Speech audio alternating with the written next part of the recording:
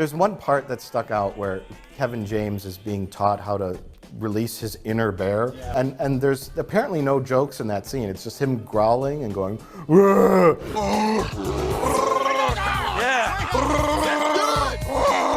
It's so horrible. I mean, if this were a real movie, it would be so embarrassing for anyone involved in it. Right. I like your style, except for the way that you dress and groom yourself and hygiene. It's, well, frankly, it's embarrassing. It looks like those historical recreation things they do on like PBS. Yeah. And I know because I was in one. You were? Fire! How embarrassing for you. I know. I will admit I laughed a couple times. More Several than a couple. times. I think I should have kept a tally because it was getting embarrassing. I think I was laughing at the movie though. I will say, for the majority of this movie, like there are other actors in it, but a large chunk of it is the Marlon Wayans show. And it's like watching somebody just horribly embarrass themselves for 90 minutes. Yeah. There are other actors in the movie, but he overshadows all of them. It's like watching the Star Wars kid video. Yeah.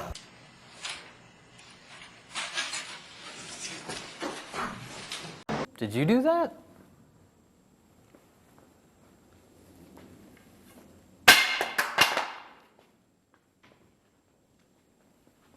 What? I didn't even notice that there. Did you do that? I guess so. I'm the one with the axe. You're such an embarrassment. Sir, have you had time to see any new movies lately? Yeah, have you seen that new Superman movie that they're too embarrassed to call a Superman movie? Julianne Moore's okay. She was phoning that in. She whispers a lot. I think because she's embarrassed to be on the set. Jesus Christ, why is this so fucking complicated? Okay. Thank you. Oh, Jesus Christ. Ooh. Anal bead disasters in you. A step-by-step guide to avoid going to the doctor when you know what happens. Jeez, what an embarrassing tape to pull out. You think that's embarrassing? I once owned a resale boutique. The neat thing about it was, while Boyhood was clunky and awkward and felt like it was written by a 70-year-old man writing teenager dialogue that was embarrassingly bad, awkward, and completely wrong, this really feels authentic in its portrayal of teenagers. So they tried to do a Brady Bunch reunion, but everybody forgot that the dad was dead. Oh, how embarrassing. Kevin James continues to astonish audiences in his new film, Paul Blart Mall Blarp 2. And no, it's not his comedic skills or his writing. It's his ability to continue to be the most shameless, embarrassing sellout who's ever lived. Who, by the way, is a real actress who has been in other things where she delivers lines, which she doesn't do in this film. I'm sorry, lady. I hope you're a good actress. Was her line, keep putting it in my vagina? Are you implying that she is a pornographic actress? That's what I was implying. Oh, okay, okay. Close, she was in a Harmony Korine film. Oh. That's like an embarrassing porno. Kate Mara is the sister of Rooney Mara. Oh, really? And I'm wondering if they had a competition to, because I saw the trailer for that Peter Pan movie with Rooney Mara in a big comical wig. And I wonder if they had a competition to see who could pick the most embarrassing project to work on. And what is the Green Inferno? It's about people in the Amazon jungle. It's a throwback Amazon cannibal movie, and it's the funniest movie of the year, except for the parts where it's trying to actually be funny, which is horribly embarrassing and falls flat. Yeah. I'm in one of those audiences. Okay. Of like... Roll the clip. Roll the clip. Can we find this online somewhere? Actually, possibly, yeah. Okay.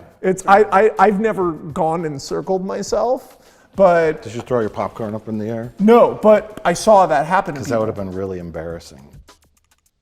All I care about is waiting to see any of them do anything embarrassing. Jennifer Lawrence has created herself a new Oscars tradition. She falls for the second year in a row. So, The only thing that people remember is celebrities doing things that are embarrassing. yes. That's all that really matters about the Oscars. James Franco in a dress. Can we say more? That was more embarrassing than when Marlon Brando dressed up like a lady Indian and accepted his award. Yeah. Remember when Halle Berry tried to do an accent in the first movie, and then by the second one, they were like, that was embarrassing. Let's not do that again. At least I've chosen a side. Let's take a look here.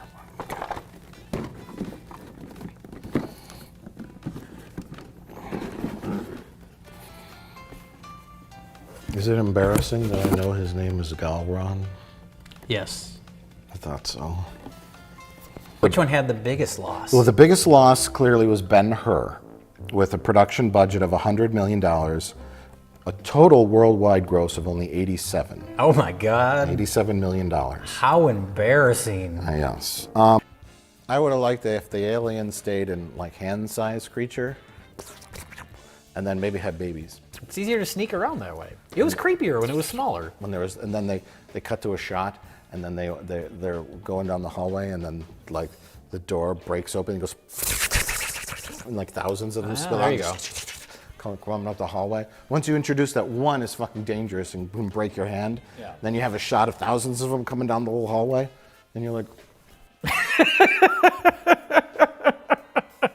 close the blast doors, close the blast doors.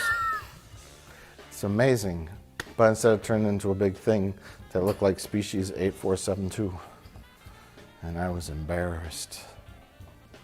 I do know that there was some dork near us that was wearing a Power Rangers like cowl, and he had to have been in his late 20s, and it was just embarrassing. Mr. Plinkett, what the fuck are you talking about?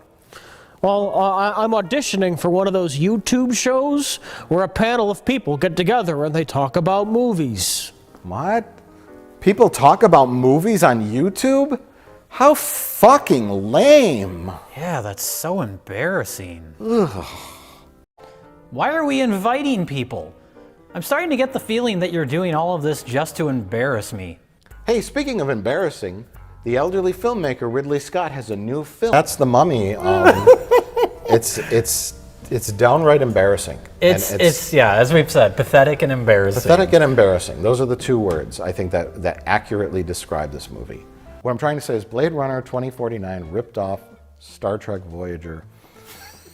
And there's nothing more embarrassing than that. Unlike the Godzilla reboots, the American Godzilla that came out a few years ago, which was like embarrassed to be making a Godzilla movie. There's like, oh no, here comes Godzilla, cutaway. Oh, he's on the background of the TV. Aren't we clever? We're embarrassed to be making a Godzilla movie.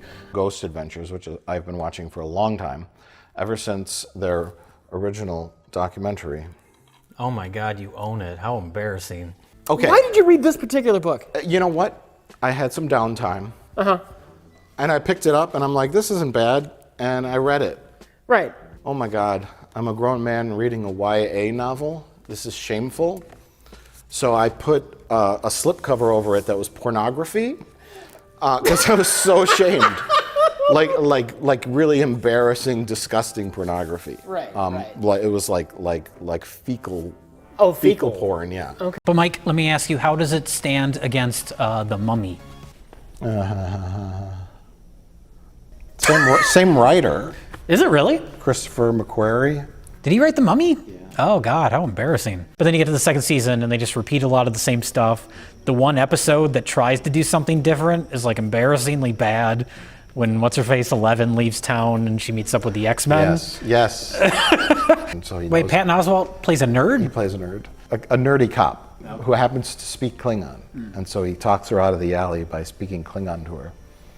And I don't think I've ever felt my skin crawl more during a scene of like, ugh. Is it that they're speaking Klingon, which is already embarrassing, or is it a bad comedy scene? It's not supposed to be funny, it's supposed to be endearing. Oh, really? Yeah. This Cloverfield This branding. Cloverfield's experiment has been a horrible failure. Let's just stop. Yes, stop branding random movies with the Cloverfield title. Yeah. It's embarrassing. Sharks, tidal waves, bad acting, CGI water hair, and embarrassing costumes that all fit snugly into a boilerplate plot about a merman becoming a king or something. Finally! If the movie is a flop, it's because of toxic online trolls. Finally!